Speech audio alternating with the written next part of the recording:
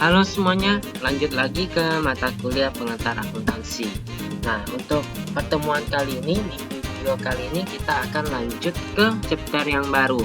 Kemarin kita sudah bahas terkait dengan persetujuan dan juga internal control terkait dengan kas. Nah, di materi baru ini yang ada di chapter 8 ini, kita akan belajar terkait dengan akuntansi untuk piutang. Ya, jadi piutang itu apa, kemudian bagaimana pengakuan piutang, kemudian apalagi ya, kita bahas terkait dengan penilaian piutang, di mana di situ ada namanya penyisian piutang tak tertagih ya. Jadi penilaian piutang, berapa nilai piutang yang akan kita sajikan di laporan posisi keuangan. Nah, di situ kita ada belajar sedikit terkait dengan belajar terkait dengan penyisian piutang tak tertagih. Bagaimana kita mengakui adanya piutang tak tertagih. Nah, metode pencatatannya seperti apa? Kemudian terkait dengan penjualan piutang, bisa aja pendisposisian piutang ya. Jadi kita punya piutang, kita jual kepada pihak lain. Alasannya apa? Kemudian bagaimana pencatatannya akan kita pelajari. Nah, selain terkait dengan piutang usaha, kita juga akan belajar terkait dengan piutang wesel. Sama seperti piutang usaha, kita belajar piutang wesel itu apa, kemudian pengakuan piutang wesel seperti apa, dari perolehan sampai dengan pelunasan piutang wesel tersebut. Dan juga di situ kita ada belajar terkait dengan pendiskontoan piutang wesel atau disposisi terkait dengan piutang wesel, yaitu pendiskontoan wesel. Itu. Jadi di sini ada 9 poin yang akan kita pelajari ya, materi akuntansi untuk chapter 8. Piutang itu apa ya? Piutang itu sebenarnya adalah hak menagih kepada pihak lain yang kita sebut sebagai debitur.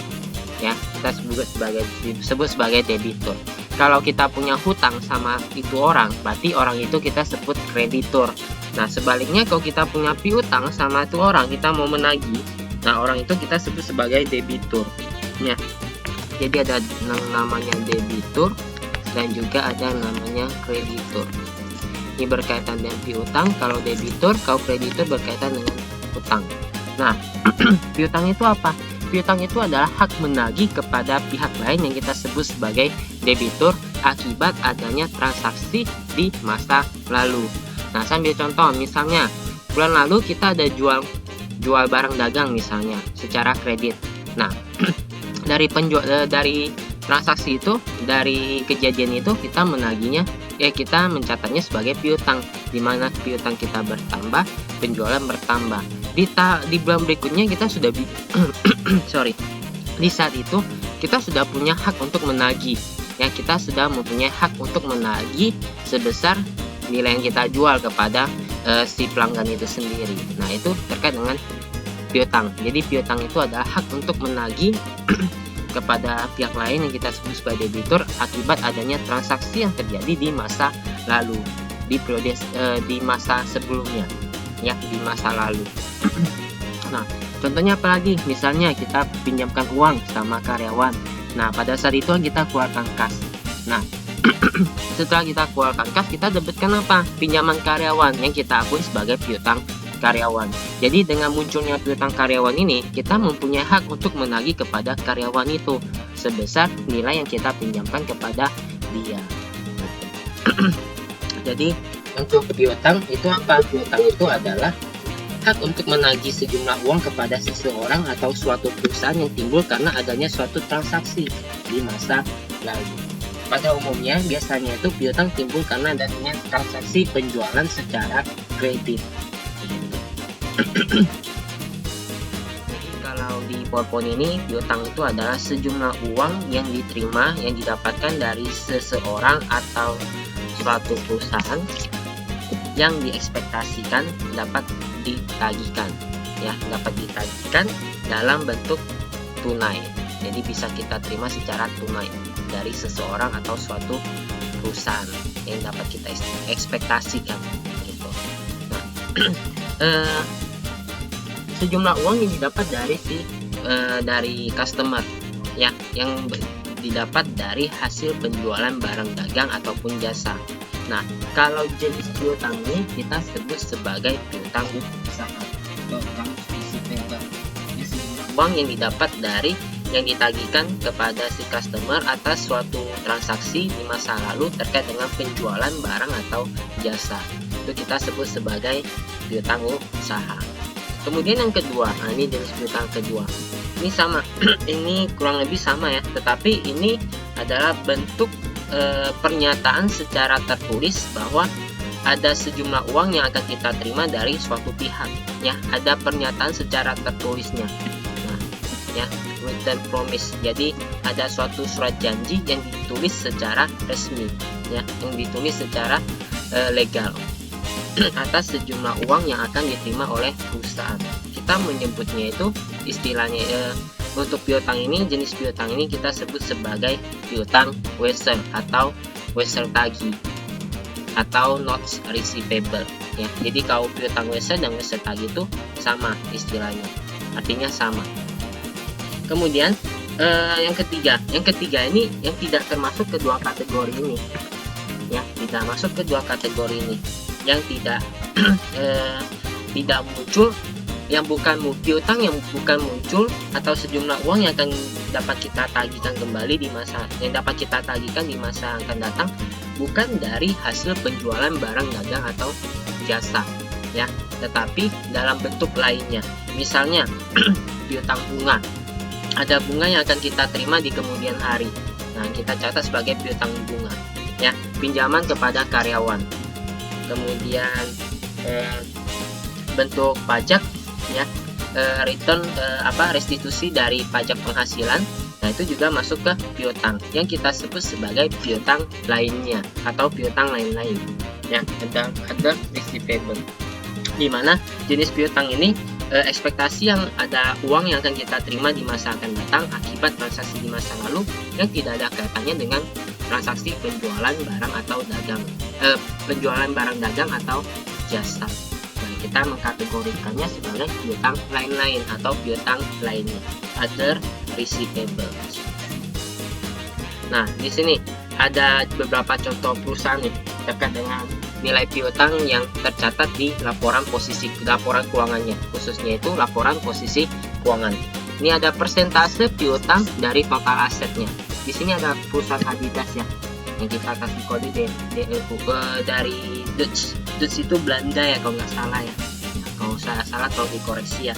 Ini perusahaan dari Belanda, Adidas. Nah, Adidas ini persentase piutangnya itu sebesar 16% dari total aset. Jadi kalau misalnya total asetnya itu ada 100 juta, berarti total piutangnya itu 16%-nya, ya. Piutangnya itu ada 16% dari total aset, yaitu 16 juta. Ya, coba nanti kalian coba googling aja laporan keuangan dari Adidas. Berapa sih total asetnya? Persentase kurang lebih piutang yang tercatat di situ ada berapa, ya? Kurang lebih ada 16%. Ya, nggak mungkin harus sama, ya, tetapi ya estimasinya seperti itu aja. Estimasinya kurang lebih ada 16% dari total aset. Kemudian Hyundai itu perusahaan itu pabrik mobil, ya. Nah, piutangnya itu lebih kecil di sini, ada 7% dari total asetnya. Ya, kok bisa lebih kecil? Ya, kita coba pikirkan aja. Adidas kan jualannya itu dalam nilai yang relatif kecil, ya, kalau dibandingkan mobil, ya, yang nilainya relatif besar. Otomatis transaksinya itu akan lebih besar, ya, penjualannya itu akan lebih besar. Ya, mungkin seperti itu terkait dengan perbandingan antara Adidas dan juga Hyundai. Nah, beda sektor juga, ya, jadi nggak bisa kita tandingkan. Kemudian Samsung, perusahaan dari Korea, itu 16% juga total piutang yang tercatat di laporan keuangannya, yaitu ada nilai piutangnya itu 16% dari total aset. Kemudian ada DuPont Company, itu dari USA, 17% dari total aset nilai piutangnya. Kemudian terakhir ada Asian Pacific Breweries, itu ada 10% dari total aset nilai piutangnya. Nah, ini kurang lebih seperti ini, ya. Ini penjelasan singkat saja. Nah, terkait dengan piutang usaha. Nah, terkait dengan piutang usaha ada 3 hal dasar yang perlu kita ketahui terkait dengan pencatatannya. Yang pertama itu pengakuan piutang. Nah, bagaimana proses pencatatan pada saat pengakuan piutang? Nah, piutang usaha kan biasa muncul karena adanya transaksi di masa lalu terkait dengan penjualan barang dagang atau jasa. Pada saat itu dia muncul, nah, dimana kita mengakuinya itu sebagai piutang. Ya, sambil contoh misalnya ada penjualan secara kredit. Nah, pada saat penjualan secara kredit kita mengakuinya itu sebagai piutang. Nah, disitulah piutangnya itu diakui. Piutangnya di debit, kreditnya itu penjualan. Kemudian penilaian piutang. Nah, berapa sih nilai piutang yang dapat kita sajikan di laporan keuangan? Ya, berapa sih nilai piutang yang sesuai dengan yang kita sajikan, yang harus kita sajikan dalam laporan posisi keuangan? Di laporan keuangan yaitu laporan posisi keuangan. Berapa nilainya? Gitu. Itu menjadi pertanyaan. Apakah sebesar nilai piutangnya, piutang kotornya, atau apakah ada estimasi piutang tak tertagihnya? Ya, berapa estimasi piutang tak tertagihnya? Kemudian mau pakai metode apa pencatatan piutang tak tertagihnya? Kurang lebih seperti itu, ya. Kemudian yang ketiga, disposisi piutang, yaitu kita mendisposisikan piutang. Kalau bahasa sederhananya yaitu penjualan piutang, ya, atau pengalihan piutang kepada pihak lain. Gitu. Nah, pengakuan piutang usaha untuk perusahaan jasa diakui sebagai piutang ketika jasa tersebut, pelayanan servis tersebut sudah diakui, ya, sudah ditagihkan, sudah diselesaikan, diakui secara kredit. Jadi ada piut pendapatan jasa secara kredit. Kemudian ada merchandiser atau perusahaan dagang. Kalau perusahaan dagang mengakui piutang pada saat perusahaan itu menjual barang dagangannya secara kredit. Kalau tadi kita memberikan jasa secara kredit, kalau yang perusahaan dagang ya kita menjual barang dagangnya secara kredit. Gitu, ya, terkait dengan pengakuan piutang. Nah, terkait dengan merchandiser, piutang dagang juga sama, kita mengakuinya itu pada saat kapan? Yang namanya barang dalam perjalanan, goods in transit. Nah, itu juga menjadi pertimbangan terkait dengan pengakuan piutang usaha. Kapan kita mengakui piutangnya? Ini contoh, ya, ada suatu perusahaan pada 1 Juli 2014 menjual barang dagangannya secara kredit kepada Polo Company dengan nilai $1.000. Termin kreditnya, periode kreditnya itu 2/10M/30. Jadi kalau dilunasin tidak lewat dari 10 hari akan diberikan diskon potongan penjualan sebesar 2%. Jangka waktu kreditnya itu selama 30 hari. Dan diminta untuk menyiapkan jurnal entry untuk mencatat transaksi tersebut yang dicatat oleh si Hans Maurits ini. Jadi di 1 Juli kita akui adanya penjualan dan juga adanya piutang dagang, yaitu accounts receivable di debit, kreditnya itu sales revenue. Itu. Kemudian tanggal 5 Polo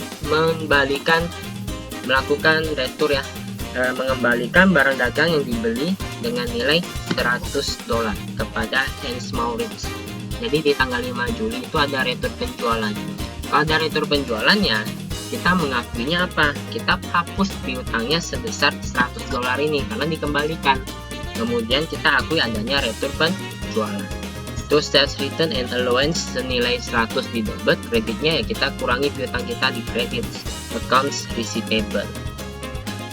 Tanggal 11, ya, ini kebetulan periodik, ya, kita cuma bahas terkait dengan transaksi piutangnya, ya. Jadi kita tidak bahas terkait dengan persediaan.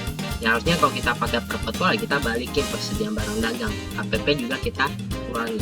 Kalau sistem periodik, ya, kita nggak perlu, cukup jurnal ini saja, ya, gitu.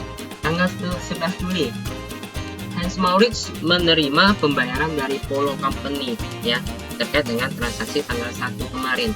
Nah, tanggal 1 ini kita jual senilai 1.000, dibalikin 100. Jadi sisa piutang kita piutang kita terhadap Polo Company bukan 1.000 lagi, melainkan sisa 900. 1.000 kurangi 100. Ya. 1.000 kurangi dengan 100, dapat sisa piutangnya 900. Karena kita dilunasinya itu di tanggal 11, kita jual tanggal 1, lunasin tanggal 11 di sini. Berarti jatuh temponya itu pada saat pembayarannya itu masih terdiskon, ya, masih terdiskon. Jadi ada potongan jualan. Kalikan berapa persen tadi? 2%. 2% berarti dapat 18. Jadi kas yang kita terima bukan 900 ini, tetapi 900 kurangi dengan 18. Itu cash yang kita terima. Nah, cash yang kita terima itu 882. Kemudian ada potongan penjualan di debit senilai 18 dan kreditnya piutang usaha 900. Jadi yang sebelumnya kita debitkan 1000 dan kita kreditkan 100 di tanggal 5, kemudian kita dapat pelunasan di tanggal 11. Ya 1000 kurangi dengan 100 kurangi dengan 900 sama dengan 0. Selesai piutang dagang, piutang usahanya. Terkait dengan Hans Maurits ini, transaksi Hans Maurits ini terhadap Polo Company. Jadi ini terkait dengan pengakuan piutangnya. Kita lanjut ke penilaian piutang. Penilaian piutang usaha.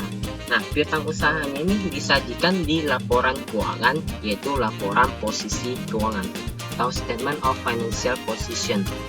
Di bagian atau di klasifikasi, kita mengklasifikasikannya itu sebagai aset, yaitu current aset atau aset lancar. Nah, biasanya posisinya itu setelah kas. Jadi kalau ada kas kemudian ada setelah kas, surat berharga, di bawahnya itu adalah piutang, karena dianggap paling liquid di antara piutang di antara aset lancar lainnya selain kas dan setara kas serta surat berharga jangka pendek.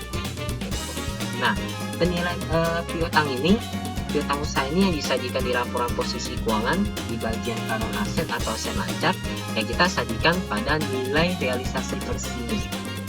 Ya, pada nilai realisasi bersih. Nilai realisasi bersihnya itu maksudnya apa? Nilai realisasi bersihnya itu maksudnya adalah nilai piutang yang benar-benar nilai piutang yang yang setelah dikurangi dengan estimasi adanya piutang tak tertagih. Saya ulangi. Jadi nilai realisasi bersihnya itu adalah nilai piutang setelah dikurangi dengan adanya estimasi atas piutang tak tertagih. Itu nilai realisasi bersihnya.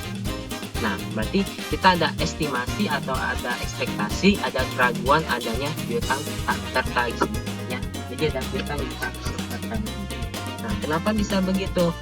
Nah, biasanya itu penjualan secara kredit ada kemungkinan adanya piutang yang tidak tertagih. Jadi tidak semua penjualan kredit itu dapat tertagih semua, ya. Pasti ada potensi, ada kemungkinannya adanya penjualan kredit di masa lalu yang tidak tertagih. Apalagi kalau dalam nilai yang besar. Maksudnya itu nilai yang besar itu bukan jumlahnya, tetapi dalam jumlah transaksi yang besar, ya, jumlah transaksi yang banyak. Nah, itu pasti ada. Misalnya kita punya banyak customer, ya nggak mungkin ya kita tahu customernya bagaimana.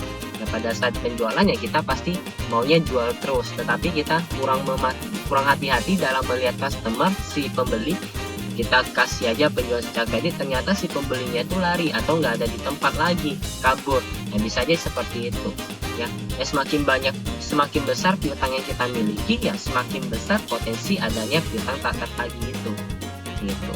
Nah, untuk mencatat piutang tak tertagih itu biasanya perusahaan mencatatnya itu yang namanya debt expense atau beban kerugian piutang, ya. Jadi si penjual mencatat kerugian tersebut atau kehilangan tersebut sebesar nilai yang tak tertagih, baik estimasi maupun pengakuan langsung. Pada saat tak tertagihnya itu kita mengakuinya itu ke rekening khusus yang kita sebut sebagai debt expense atau beban kerugian piutang. Nah, ada dua metode terkait dengan pencatatan piutang tak tertagih ini. Ada dua metode pencatatan atas piutang tak tertagih ini. Yang pertama itu kita sebut sebagai metode langsung atau direct write-off. Sedangkan yang kedua itu metode allowance method atau metode penyisihan. Kita mulai dari yang pertama dulu, direct write-off atau metode penghapusan langsung. Secara teori ini tidak kita matchingkan antara pendapatan dan juga beban, ya.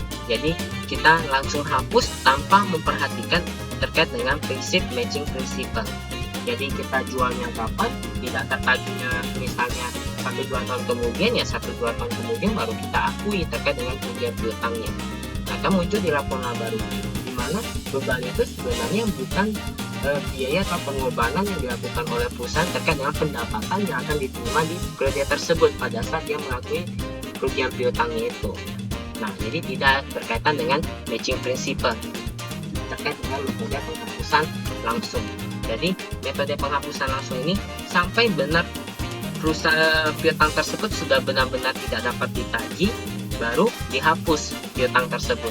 Jadi tidak ada periodenya ya, tidak ada pencatatan secara periodiknya. Jadi piutang tersebut apabila sudah benar-benar tidak dapat tertagih, baru dihapus piutang tersebut. Ya, gitu. Cash realizable not stated at cash realizable value. Jadi tidak diestimasikan ya. Nah, metode ini dari write-off ini tidak diakui pada laporan finansial, laporan keuangan, ya, not acceptable untuk laporan keuangan. Gitu. Karena itu tidak sesuai dengan matching principle-nya, ya. Oke. Kurang lebih seperti itu, ya. Tetapi ada metode ini terkait dengan metode penghapusan langsung. Nah, dilakukan metode ini mungkin pertimbangannya ya jumlah piutangnya kecil yang pertama. Terus yang kedua, bisa aja risiko piutang tak tertagihnya itu kecil. Jadi daripada saya cadangkan itu kemungkinan kecil juga adanya piutang tak tertagih, ya mendingan saya pakai metode penghapusan langsung aja. Toh tidak sering terjadi gitu. Tetapi kalau misalnya ada piutang tak tertagih yang sering kejadian, ya baiknya jangan pakai metode ini karena cukup tidak informatif dan jaminan. Jadi ada bias informasi laporan keuangan ini. Metode penghapusan langsung. Sedangkan kalau metode penyisihan, di mana kerugiannya itu sudah diestimasikan, ya, sudah diestimasikan, di mana pendapatan ataupun piutang yang tersisa atau piutang yang tersisa ataupun pendapatan yang sudah didapatkan di periode tersebut diestimasi. Tak tertagihnya itu berapa, piutang tak tertagihnya itu berapa. Jadi sudah diestimasikan, sudah dicadangkan terlebih dahulu. Gitu. Kemudian ini terkait dengan nilai realisasi bersihnya. Nah, tadi kan saya ada bilang nilai realisasi bersihnya. Nah, nilai realisasi bersihnya itu adalah jumlah piutang setelah dikurangi dengan adanya estimasi atas piutang tak tertagih. Gitu. Nah, secara IFRS metode ini diakui. Ya, metode penyisihan piutang tak tertagih ini diakui. Nah, bagaimana akun-akun tersebut disajikan dalam laporan posisi keuangan?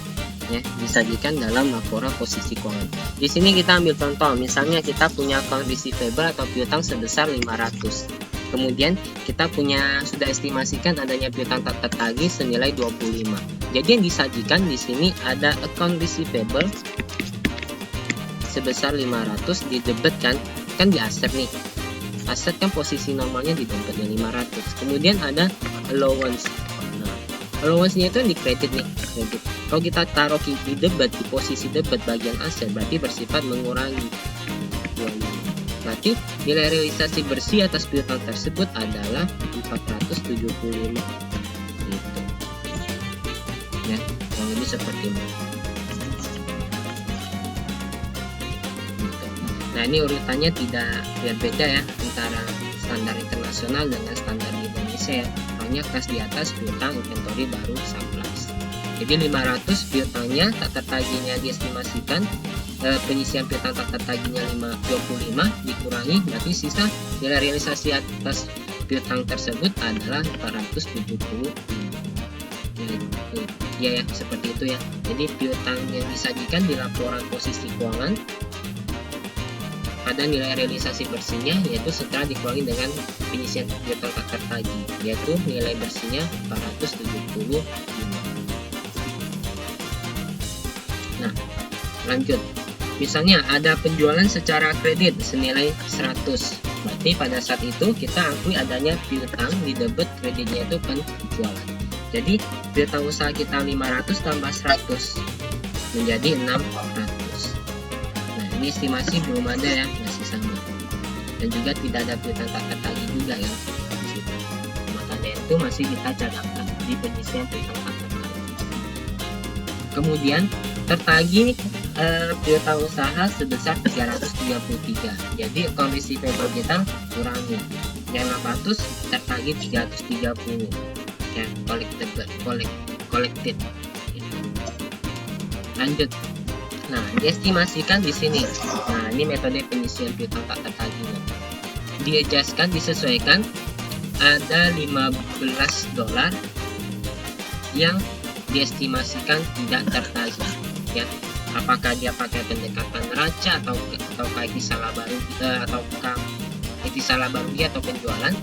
Ya, sudah diestimasikan bahwa nilainya itu ada $15 yang tidak tertagih ya di akhir periode. Jadi di akhir periode tersebut kita sudah estimasikan ada piutang tak tertagih. Akui adanya piutang tak tertagih sebesar $15, yaitu beban kerugian piutang di sebelah depan. Nah, karena belum benar-benar tertagih, kita tampung dulu, kita cadangkan dulu ke allowance for doubtful account atau CKP, cadangan kerugian piutang, atau istilah lainnya itu penyisian piutang tak tertagih di sebelah kredit 15. Jadi allowance for doubtful accounts-nya itu bertambah karena sudah disisihkan di akhir periode. Diestimasikan ada $15 yang tidak tertagih. Nah, dia mau pakai ini tidak dikasih tahu ya, dia pakai pendekatan neraca ataupun pendekatan laba rugi ya, tapi ya udah kita cadangkan. Jadi yang 25 kita cadangkan lagi 15 menjadi 40. Lanjut. Nah, dihapus piutang yang tidak tertagih senilai $10. Jadi ternyata dari piutang ini ya sisa 267 ini ternyata ada 10 sudah tidak tertagih ya, sudah dinyatakan tidak tertagih. Jadi harus kita hapus ya, kita kurangi di sini kreditkan kita di sini $10. Nah, tetapi kita tidak mengakuinya itu sebagai beban lagi. Kenapa? Karena sudah kita cadangkan di sini. Ya, setiap periodenya itu sudah kita akui sebagai beban. Karena belum terrealisasi, kita cadangkan ke cadangan kerugian piutang atau pengisian piutang tak tertagih. Sampai piutang tersebut ada piutang yang sudah tidak tertagih, sudah benar-benar tidak tertagih, baru kita gunakan. Yang di kredit dan kita kurangi. Yang 40 ini kita pakai. Nah, kita kurangi karena sudah ada yang tidak tertagih, yaitu sebesar $10 di sebelah debit. Gitu. Jadi piutangnya itu 267, sisa 257. Kemudian yang tadi 40 penyisian piutang tak tertagihnya sudah kita pakai 10, kita keluarkan 10, sisa 30. Jadi yang dilaporkan di laporan posisi keuangan di akhir periode, angkanya ini di akhir periode tersisa 257 piutang kita, di mana ada penyisian piutang tak tertagih 30. Jadi nilai realisasi bersihnya itu 257 plus dengan 30. Ini nilai realisasi bersih atas piutang tersebut pada akhir periode.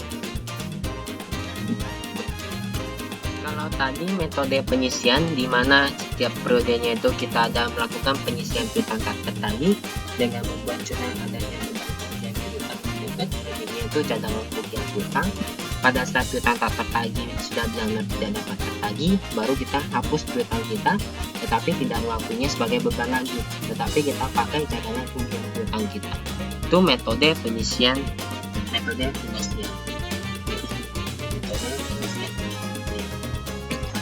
Kalau metode penghapusan langsung, yaitu di mana pada saat piutang tersebut sudah benar-benar tidak tertagih, baru kita akui adanya beban kerugian piutang dan tidak ada namanya estimasi atas piutang tidak tertagih setiap periodenya. Ya, jadi untuk metode langsung, penghapusan langsung itu tidak ada namanya pengestimasian pencadangan adanya piutang tak tertagih. Jadi piutang tak tertagih tersebut diakui pada saat piutang tersebut sudah benar-benar tidak dapat ditagihkan, baru kita akui adanya beban kerugian piutang. Jadi tidak ada namanya penyisian piutang tak tertagih. Ini ada contoh, misalnya Warden Company menghapus piutang dari si orang sebesar 1.600 Hong Kong dolar ya, yang sudah tidak dapat ditagihkan lagi di 12 Desember. Jadi si warden ini mengakuinya menghapus piutang tersebut kalau dia menggunakan metode langsung direct write off. Berarti dia mengakui adanya beban kerugian piutang pada tanggal tersebut dan piutangnya itu langsung dikreditkan 1.600. Gitu. Ini penghapusan piutangnya. Jadi pada saat sudah benar-benar tidak tertagih, yaitu di tanggal 12 Desember. Nah, secara teori metode dan write off ini tidak berkaitan, tidak menyimpang dari prinsip matching principle ya, dan juga piutangnya itu tidak disajikan pada nilai realisasi bersihnya, jadi tidak diketahui nilai realisasi bersihnya itu berapa. Dan juga untuk metode ini tidak diakui pada laporan keuangan. Maksudnya itu mungkin tidak diakui secara standar akuntansi internasional gitu.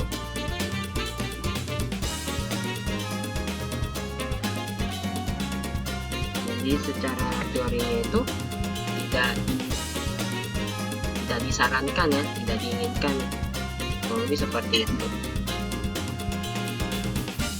Nah, ini ringkasannya terkait dengan metode penyisian piutang.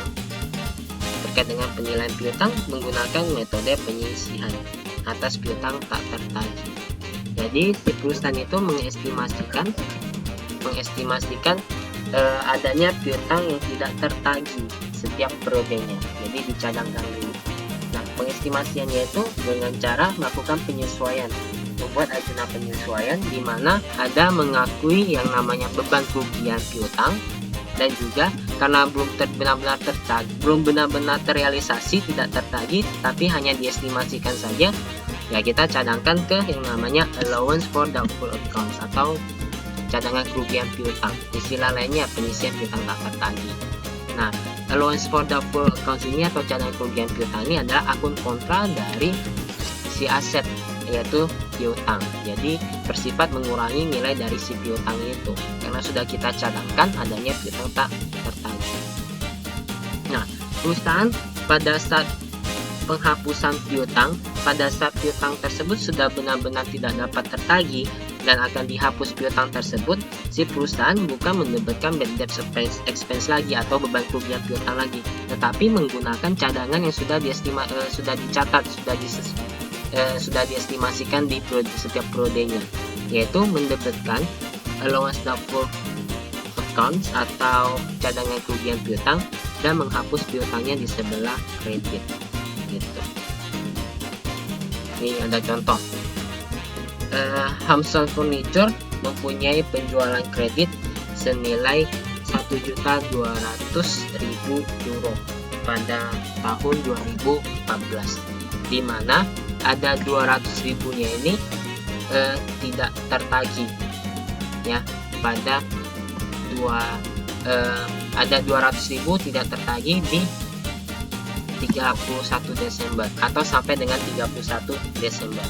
Jadi dari pengalaman ini si credit manager mengestimasikan bahwa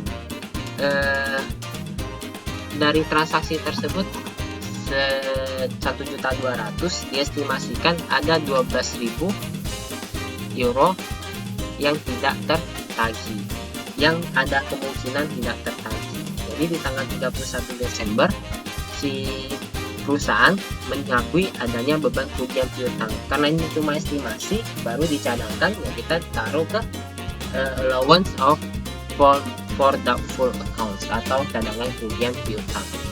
Nah, dari 1.200.000 diestimasikan ada 12.000 yang tidak tertagih, yang akan ada kemungkinan tidak tertagihnya. Gitu. Diestimasikan ada kemungkinan tidak tertagihnya itu 12.000. Jadi si perusahaan mencadangkan adanya kerugian piutang, dicatat dulu karena belum terrealisasi, sambung ke cadangan kerugian piutang 12.000. Gitu. Jadi yang disajikan di laporan keuangan, di posisi keuangan, laporan posisi keuangannya yaitu ada accounts receivable, ada piutang sebesar 200.000 dikurangi dengan estimasi tadi atas piutang tak tertagihnya sebesar 12.000. Jadi nilai realisasi bersihnya ada 188.000.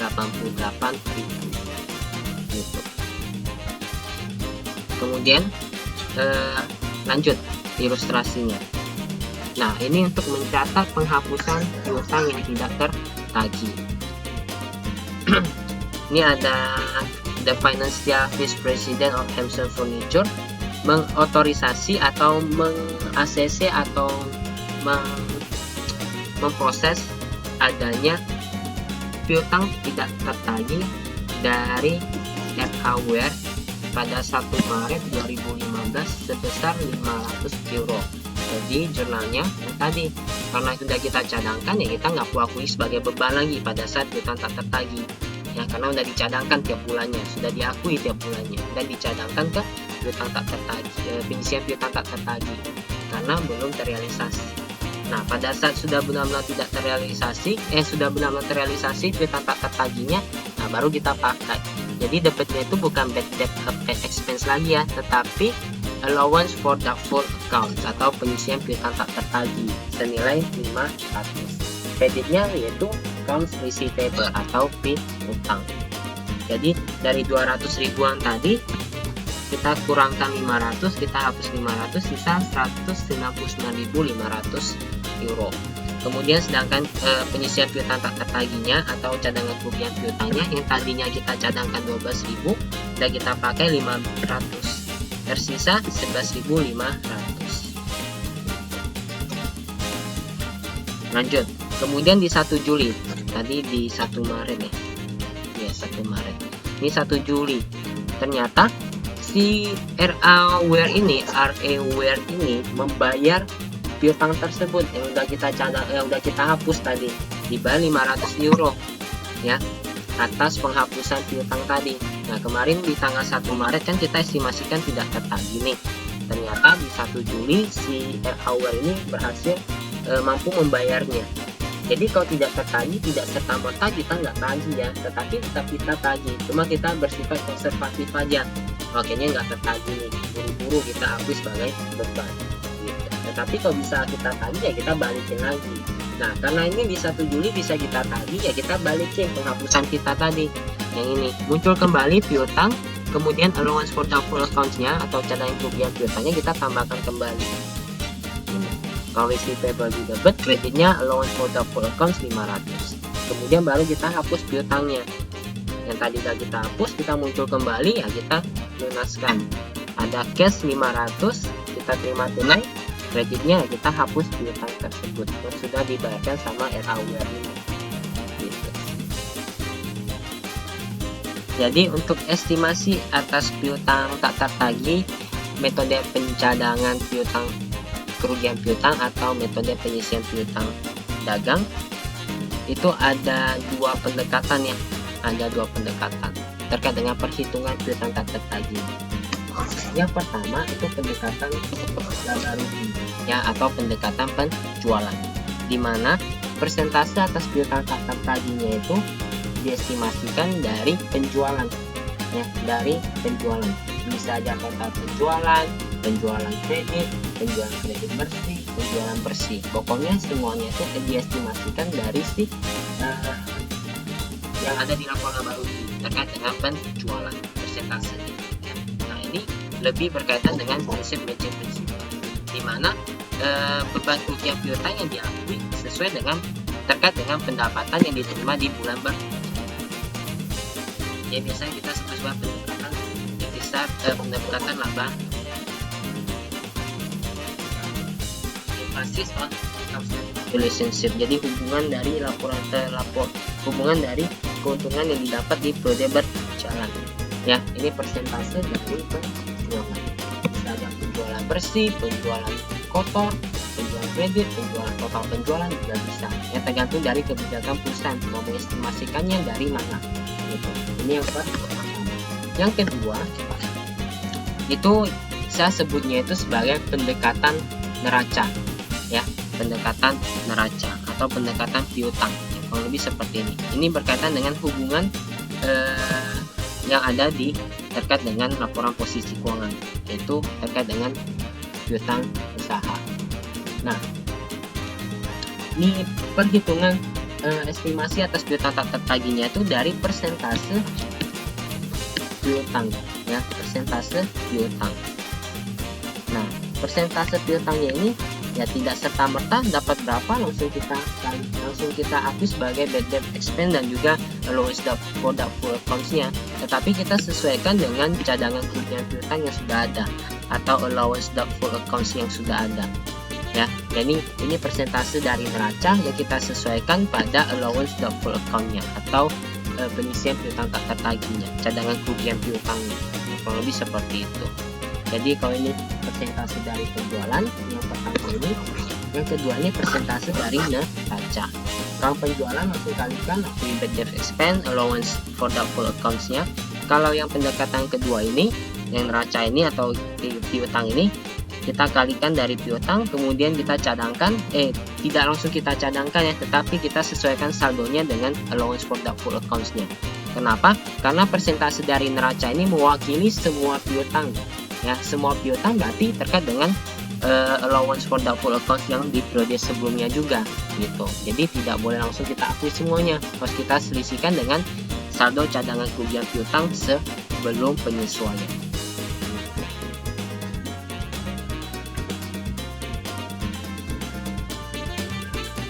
Estimating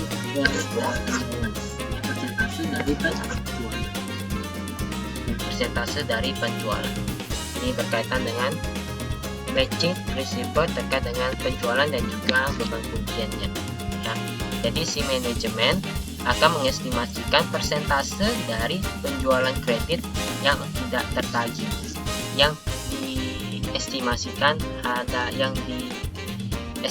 tidak dapat tertagih. Nah, persentasenya ini dari mana? Dari dasar atau based on pengalaman sebelumnya, ya, pengalaman yang dialami oleh perusahaan di periode sebelumnya, ya, untuk mengantisipasi adanya dan juga sebagai antisipasi terkait dengan aturan kredit. Ya, aturan kredit bisa diestimasikan piutang tak tertagih untuk sektor ini, industri ini berapa persen, ya kita sesuaikan di situ. Jadi persentasenya itu tergantung kebijakan perusahaan, ya, dari si manajemen itu sendiri. Bisa aja dari pengalaman sebelumnya maupun dari aturan kredit yang berlaku. Ya, jadi persentasenya itu dari penjualan. Ya, ini khususnya itu penjualan kredit. Sebenarnya bisa aja penjualan bersih kredit ya, ataupun total penjualan. Tetapi ya emang yang lebih masuk di akal atau yang lebih relevan ya penjualan kredit, bukan total penjualan. Gitu. Ini contohnya. Asumsikan Gonzales Company menggunakan menggunakan metode estimasi piutang tak tertagih menggunakan pendekatan penjualan, ya, based on sales basis, ya, percentage of sales basis, ya. Jadi dari itu pendekatan laba rugi atau pendekatan penjualan. Nah, ini estimasinya itu ada 1% dari penjualan bersih yang tidak tertagih. Jika penjualan bersih di tahun 2014 adalah 800.000, berarti estimasinya berapa? Kalikan dengan 1%, yaitu sebesar 8.000 euro yang tidak tertagih estimasinya. Itu langsung kita akui, langsung kita catat ke jurnal bad debt expense atau beban kerugian piutang. Kreditnya itu cadangan kerugian piutang atau penyisian piutang tak tertagih, allowance for doubtful accounts, senilai 8.000. 8.000 dapat dari mana? Dapat dari 8.000 kalikan 1%. Nah, di situ 1% dari penjualan kredit. Jika penjualan kredit di tahun 2014 ada 8.000, berarti berapa yang tidak tertagih estimasinya? Yaitu sebesar 8.000.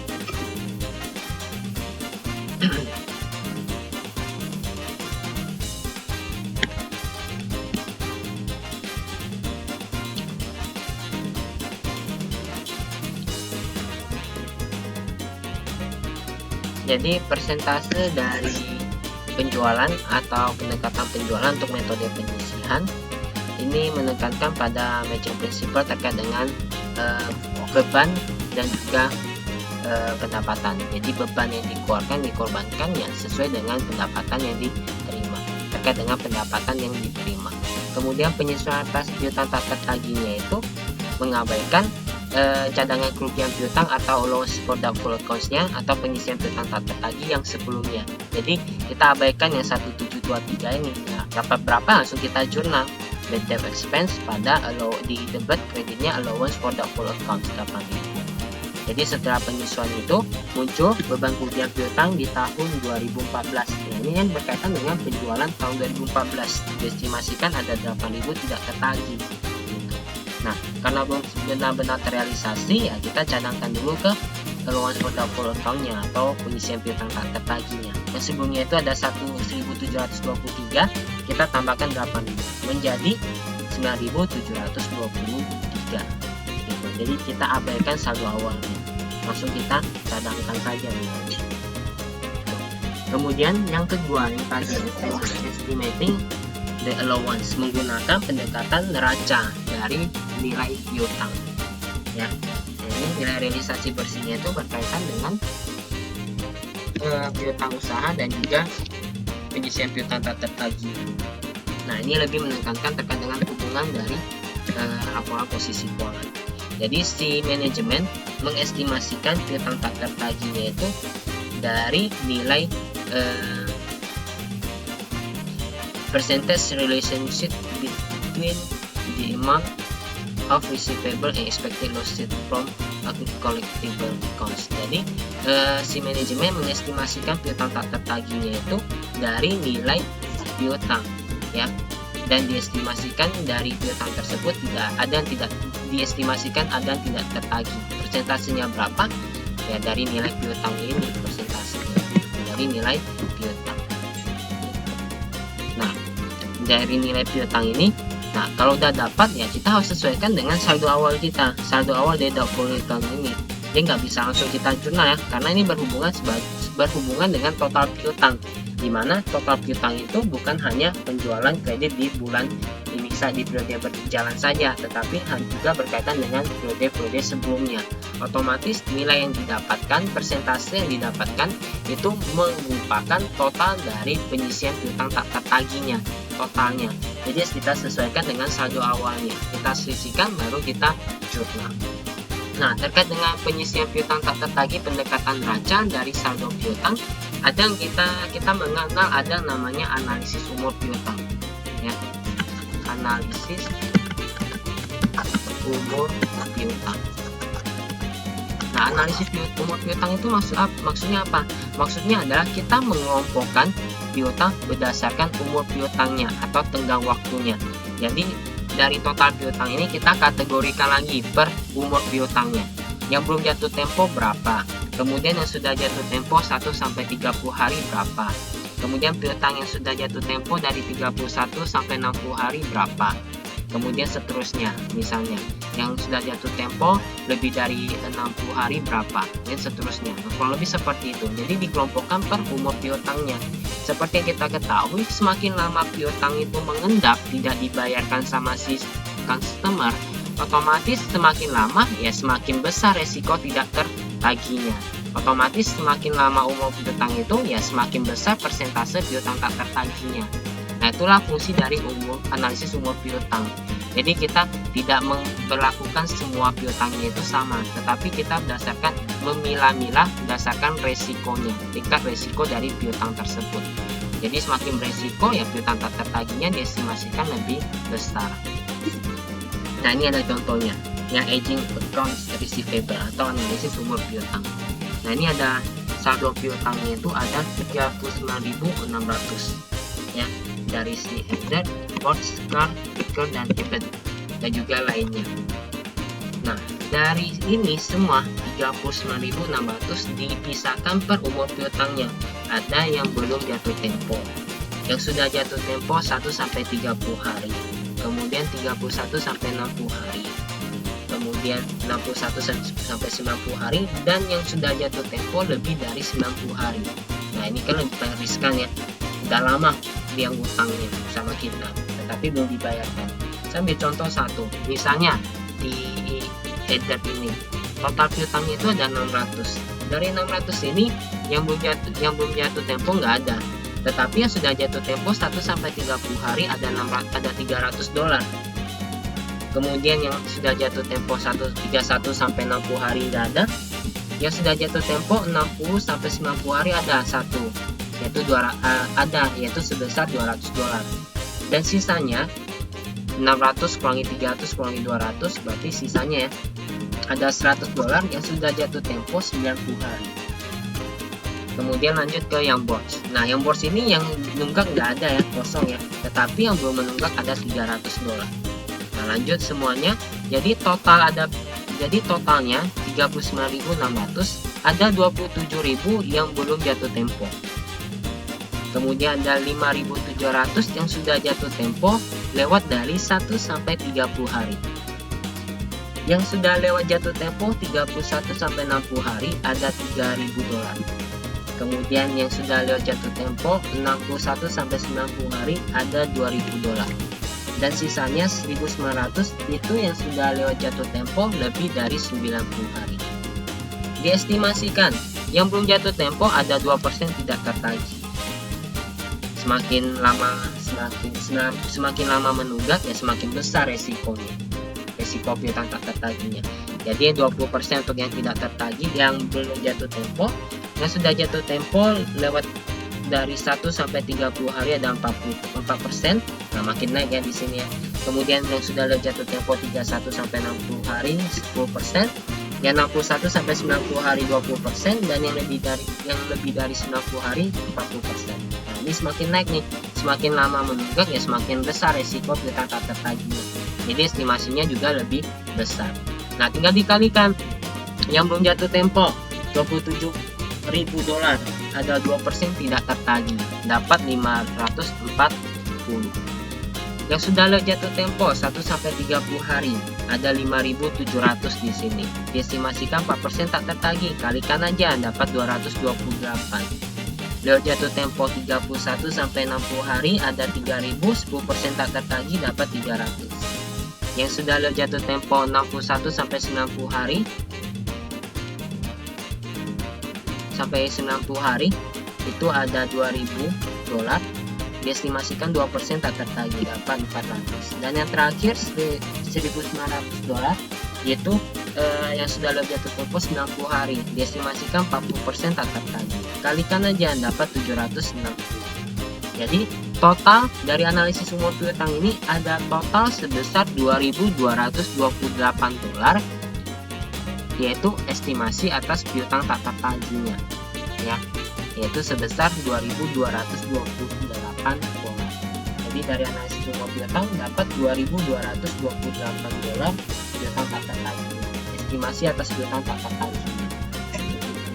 Nah, lanjut ilustrasikan, misalnya yang belum teradjust atau saldo allowance for doubtful accounts-nya atau saldo piutang cadangan kerugian piutangnya atau penyisian piutang tak tertagihnya, saldo sebelum penyesuaian itu ada 528. Tadi kita udah buat analisis umur piutang, ada $2.228 yang tidak tertagih estimasinya. Jadi yang kita jurnal ya bukan ini ya, kita jurnal kalau tadi pendekatan laba rugi atau dari penjualan langsung kita jurnal aja dapat berapa. Tetapi kalau ini nggak bisa kita langsung jurnal ya, 2.228-nya, karena ini bersifat total dari piutang, dimana berkaitan juga dengan piutang sebelumnya, yaitu yang sudah kita cadangkan juga terkait dengan periode sebelumnya, yaitu ada 528 yang tersisa.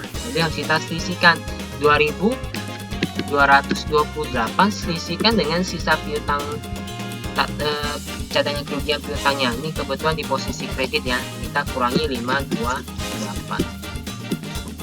Kalau posisinya debit berarti kan minus nih, ada di posisi 528. Kita mau jadikan 2228, berarti di sini bersifat menambah 528 tambah 2228. Ini kalau debit.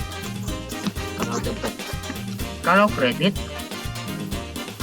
ya tadi saya sampaikan, ini ada anggaran CKP-nya, ini ada 528. Saldo CKP-nya setelah penyesuaian ini harusnya 2228 dari analisis umur piutang. Berarti yang kita sesuaikan ini berapa? Yang tinggal dikurangi 2228 kurangi dengan 528. Dapat bad debt expense-nya yaitu sebesar 1.700, yaitu 2228 kurangi dengan 528, dapat 1.700. kita catat ke beban kerugian piutang atau bad debt expense.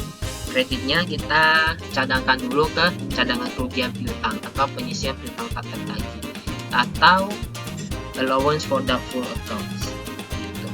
Nah, jadi ada setelah analisis semua piutang ini ada beban kerugian piutang 1.700, kemudian allowance for doubtful accounts-nya atau CKP-nya, penyisian piutang tak tertagihnya itu ada 2.228.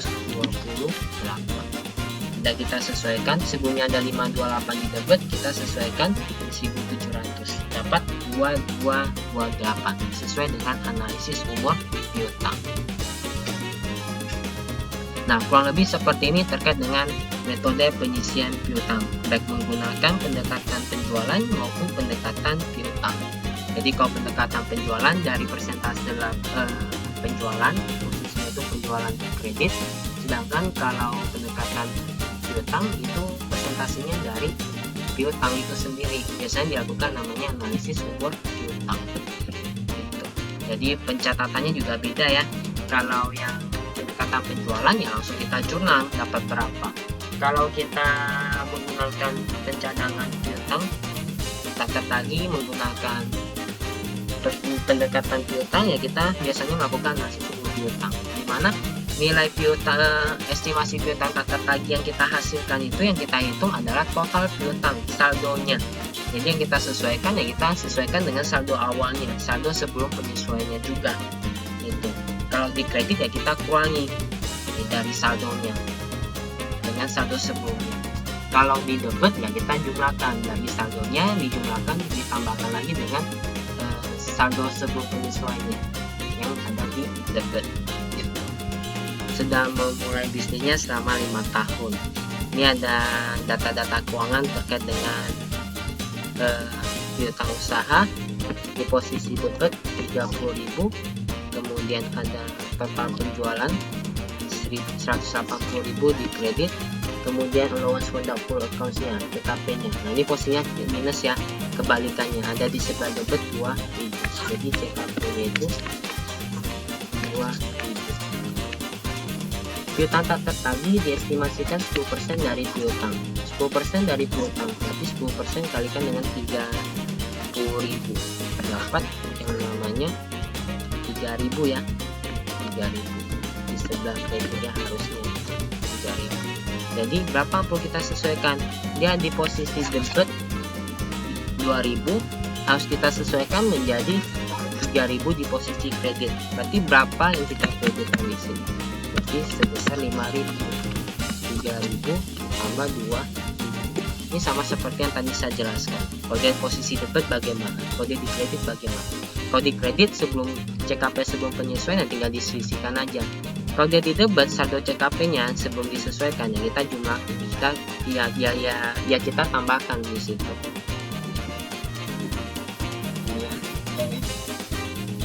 Penjualan piutang ini maksudnya kita mengalihkan piutang yang kita punya kepada pihak lain, atau bahasa sederhananya kita jual piutang kita.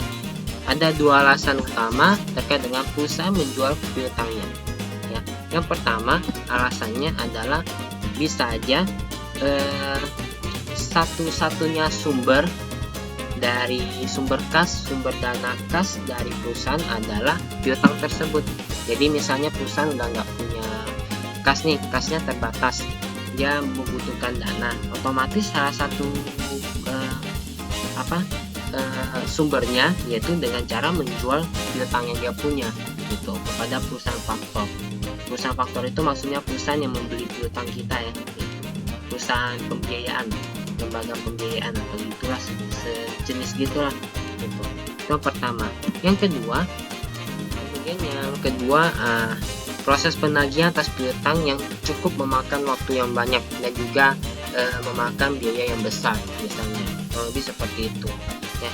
Misalnya dia punya piutang, tetapi untuk mencairkannya menjadi kas atau mengkonversikan piutang tersebut menjadi kas membutuhkan waktu yang cukup lama ya, dan juga membutuhkan biaya yang besar gitu.